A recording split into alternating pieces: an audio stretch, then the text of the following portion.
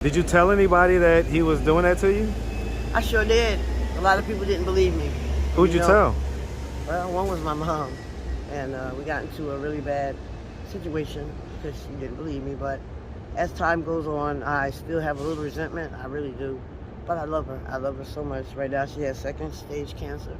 She's in San Bernardino, California, and it'll wear itself out. Believe me, when it's time for you to go, God will let me know. It won't be the first time I went to California to see my mom. But I do think about her a lot. I do. So, I mean, let me ask, do you think that the initial crack use was you running away from those situations that happened in your childhood?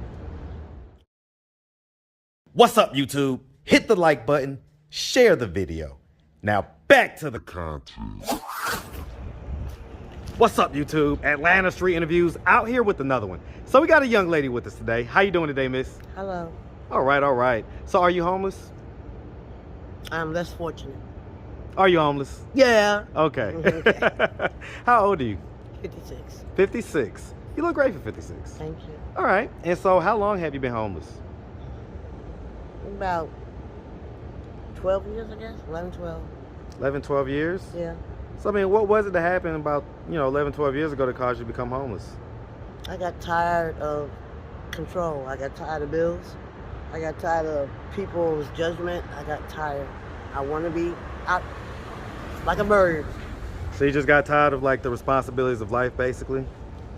Yeah, basically, because guess what? There's a lot of people out here that got responsibility, and they're miserable. Trust me. I understand. All right. Do you have any kids? I got 4 boys. 4 boys? Okay. How old is the oldest? How young is the youngest? 21, 26, 30, 35. Okay. Yeah. So 35, 30, 26, 21? Okay. Mm-hmm. All right. Yeah. And so all with the same dad or different dads? Two baby daddies, honey. 2 dads? Yeah. Okay. Have you ever been married? Yes, once. Once? And was it to one of the baby daddies? Yeah, one baby daddy. Okay.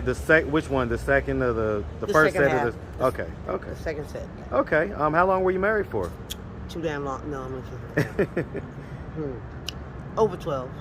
Over 12 years? Yeah. Okay. And so, I mean, what was it that made the marriage fall apart? Judging one another's personality, controlling through the grace of God, that men don't control women, men are to love women. And I'm going to tell anybody, Adam fucked up just like Eve. So it's not all Eve's fault. Eve was lonely, she wants some. Ooh, I'm on TV. God, Lord Jesus, I'm about to say something. It's not meant for any marriage to be controlled. It's not for any marriage to be submissive, like giving you sex every day or head every day or, washing dishes, cleaning clothes. Is that what he wanted from you? Not really, but it was already given to him. It wasn't appreciated due to the fact that some family members got involved and just took his head away. They tried to overthrow me with church. Was it his mom? It was his mom. She passed away. She was her own person. She was a loving person. But boy, sometimes these boys need to take them titties out their mouths, baby. So it's like what type of stuff would she do to kind of what did she do she to went wreck to church up the street and wouldn't come see her grandchildren down the street from the church. Why wouldn't she come see them? She called me a devil. She called me a devil. Sometimes a son that is so close to his mother, he will believe certain things that basically are not true. But it's his mom. So what did she tell him that he believed? Oh, I was no good. I just wanted him for his money. Oh, the usual. You need to leave her. She like take the kids. She ain't good for you. Blah blah blah blah blah blah blah, and so on and so on. See, did she like accuse you of cheating or anything like that? Who? Did she accuse you of cheating or anything like that? She couldn't. I'm an at-home mom. What I'm gonna cheat to in the backyard? No, it wasn't the point of cheating. It's the point of when you meet a mate, you meet that mate the way they are. Now, regardless to what she thought I may not do, what she saw was what she did in her marriage and her time. And it reflected on her son. You know how mamas are. I don't want nobody with my boys because they all knuckleheads, but they're still men and they still have to survive. They have to. If they don't have no woman, they're going to be out here with the rest of them. Oh, Lord. Please not. But the society is turning into a bad society. I'm afraid for my men and my boys. I really am.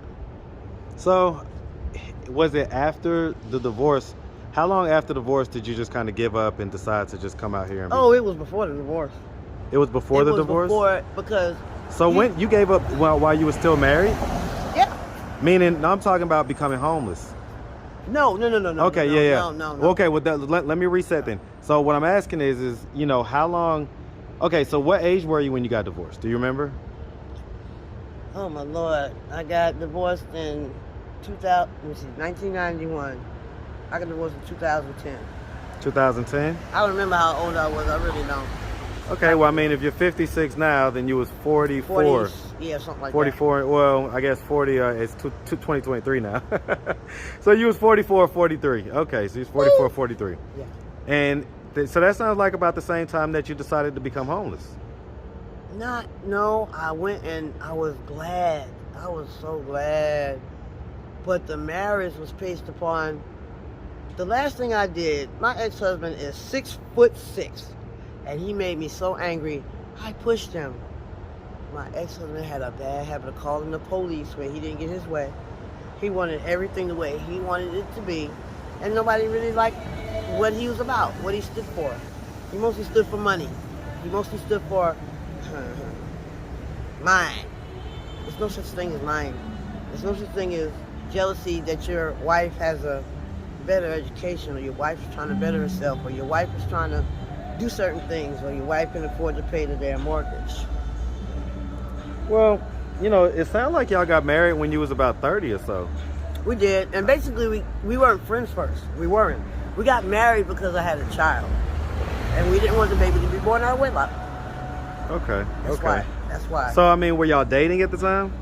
Well, I was climbing through windows, honey. At 30 though? I was in recovery. And okay, so you was an addict. recovery in Okay. 1995. Okay, so you was an addict, and so how'd you meet him? I met him in the rooms, which is you don't do for a year. You don't get into a relationship for a year. Hold on to that. So basically, both of y'all was in recovery when y'all met? Yeah, and he was married. Okay. Or still married. And we're talking about crack, right? I believe so. Okay, just making sure. Just wanted the details. No. All right. So, okay. So let me ask about that. I mean, what age were you the first time that you ever smoked crack? About 10, 11. 10 or 11 years old? Yeah, I was a partying kind. My dad, my biological dad, my stepfather, he was a doctor. Now, y'all think doctors are innocent. Y'all think doctors don't do no, they're the worst drug dealers, perverts. They be operating on you and picking your teeth when they on drugs. When they trying to find your little girl, you're on a damn table getting ready to get an examination and sticking their fingers all up in your ass, putting you to sleep. So I mean, did anything like that, that? Did anything like that ever happen to you? If it did, I was asleep. I don't know. Okay. So I mean, let's just start from the beginning. So where are you from? I'm from Jamaica, Queens, New York. Hey, man. Shout out that big Queens, man. That Queens Bridge all day, man. Shout it out. Coney Island. Ain't no more Coney Island. Shout out Coney Island, man. Yeah, yes, baby, sir. Yes, sir. And we ain't talking about the Coney Islands in Detroit. We talking about Coney Island in New York. So absolutely, man. And shout out New York, man, all day. Thank yes, you. Sir. Yes, Thank sir. You, New York. All right. And so growing up in New York, did you have both mom and dad in the household? No. Okay. Who'd you grow up with? I grew up with my mom. My mom. Okay. You grew up with mom. Where was dad at? Hell if I know. So now, actually, Papa was a Rolling Stone. He had a lot of kids, and we became kind of obsolete. Other things were more important than we were. So he wasn't really there growing up for the most part? He was there at my birth when I was born with a hole in my leg due to the circumstances beyond my control. Then after a while, he kind of tapered off. I mean, him and mom didn't get along, so I can't make something stay together that's not. As I got older, I did look for him, though. I really did look for him. But it wasn't no good. Look for him for what? He stole my money. My dad stole my money, for real. I'm telling you, he treated my brother bad, stole my money, and did some other things that I really didn't like that he did. He did that when you was an adult? Yeah. Yep. Yeah. Yeah. Some people in my family can be very cruel. I know. He's not. So growing up, I mean, would you say that you had like a fairly normal childhood? I mean, climbing trees or jumping on top of mattresses, double dutch, jacks. Okay, just all the regular stuff. Yeah, the in New robot- York anyway. Okay. We lived in the projects. Yeah, we did. We lived in the projects. Okay. Did anything ever happen to you when you was a child? Yeah, it goes way back for a long time. What happened? Age, I don't want to distinguish, but as a young child, men thought it was nice to fondle little girls, and I was kind of in that picture, you know. So Was it family members or just men around the neighborhood and stuff? it was a close, personal person of the family. I'll say it like that. I don't like to really stick them. But you just heard me tell you what it was. It was a doctor. You just heard me tell you that. Okay, and so I mean, did you tell anybody that he was doing that to you? I sure did. A lot of people didn't believe me. Who'd you tell? Well, one was my mom, and we got into a really bad situation because she didn't believe me. But as time goes on, I still have a little resentment. I really do. But I love her. I love her so much. Right now, she has second stage cancer. She's in San Bernardino, California, and it'll wear itself out. Believe me, when it's time for me to go, God will let me know. It won't be the first time I went to California to see my mom. But I do think about her a lot. I do. So, I mean, you know, the fact that she didn't believe you, I mean, how did that make you feel? Less than a value of a person. Mom is always supposed to be there, but my mom worked a lot. She went into the military, sergeant. She was Mason, Morning Star, Evening Star, Legion there. Anything you could think of, my mama joined. Right. But the one thing she loved to do was take care of people. And she tried her best to, have Section 8. She tried her best to help the homeless. She tried her best to... And guess what she said? If they don't want it, I can't keep giving it. It's killing me. To care about a lot of people and give up a lot of your life. Hey, when she had Section 8, the government wouldn't pay her on time. Stuff like that, little stuff. The houses were in St. Louis, and when she went back, they tore up the house. So guess who had to pay for it? Was my mom. Section 8 and all that is not what you think it is. And vouchers and all this stuff that all these people got out here right now. Honey, please. It's they're putting chips in you now when you have surgery, so hey. Yeah, there's a lot of stuff going on. Okay, so okay. But I do want to ask. Yeah. So, as far as what your stepdad was doing to you, what did you tell your mom he was doing to you? Fucking having sex. You say what? Having sex. Fondling, having sex. So it wasn't just fondling? No, actually the conversation started with an argument. And I kind of threw it out there, like, I don't know in so many words, but I threw it out there to hurt her. I really did. So Even though she knew in her heart you that she already knew. So you threw it out in an argument that he was having sex with you? Basically, yeah, she made me angry, but she knew, and I tried. So my grandma knew. She was my heart. Oh, Francis Arrington, Jamaica, Queens, New York. So I mean, did anybody believe you? No. So I played. So he never got punished or anything like that? Oh, he got punished when he went to California and fondled a white girl. Oh, he got punished. He went to jail. He went to jail for a white girl. So he had broken up with your mom at that point? Oh man, my mom and him been divorced for years. So how old were you when they divorced? I don't even remember. I don't even care. I was spending money. I did it for me, for him. When I came home from school one day and he was having sex with his biological daughter, that's when I cut him loose altogether. So, and he was already having sex with you at that point? I'm a stepdaughter, baby. And so I he said was biological. Yeah, he was having sex with his stepdaughter and his biological daughter? Yes, he was. And it shocked me to death. That, wait a minute, I know you're tarnishing me, but your own daughter. Then my brother... Was she older than you or younger than you? She's younger. Then my brother saw me and stepdad, and he told my mama. Was your brother older than you or younger than you? My brother's younger.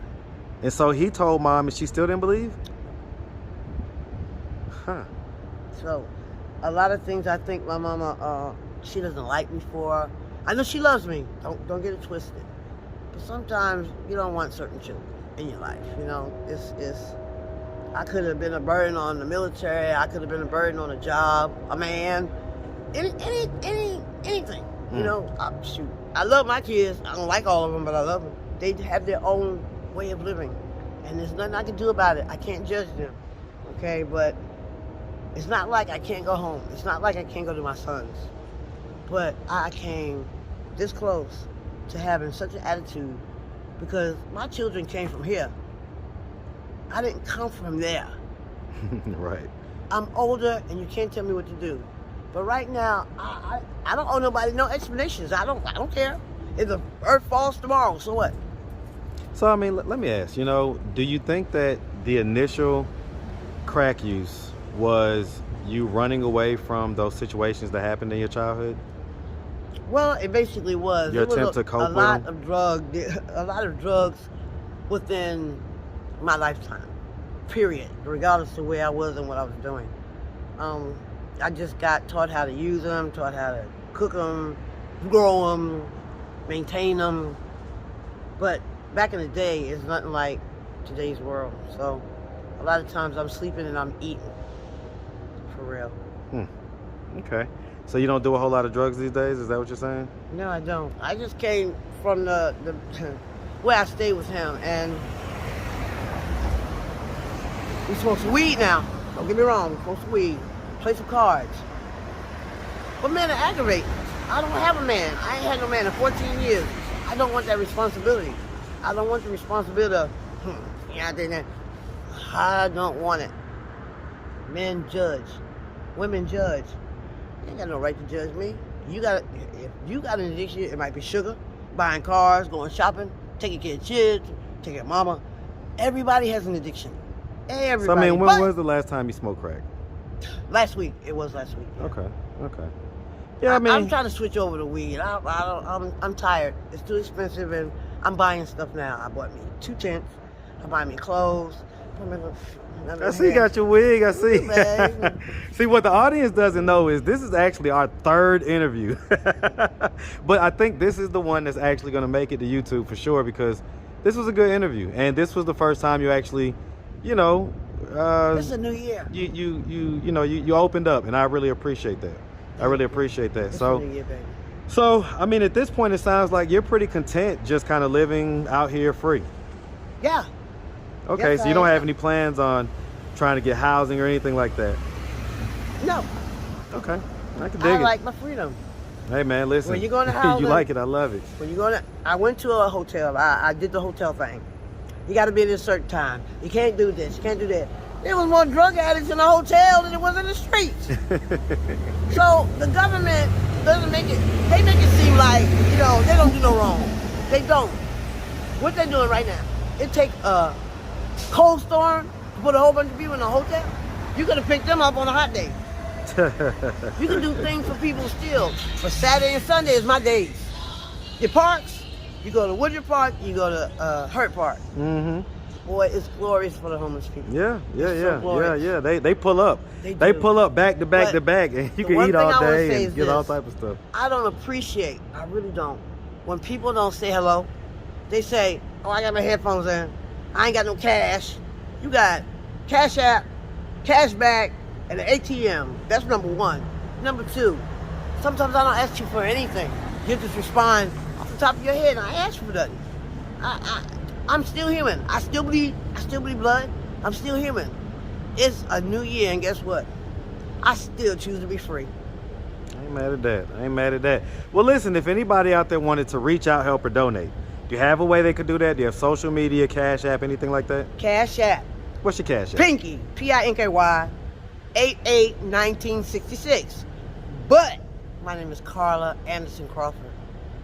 Okay. All right, Carla. Well, very nice to meet you. Very nice to meet you. And we Thank really you. appreciate you.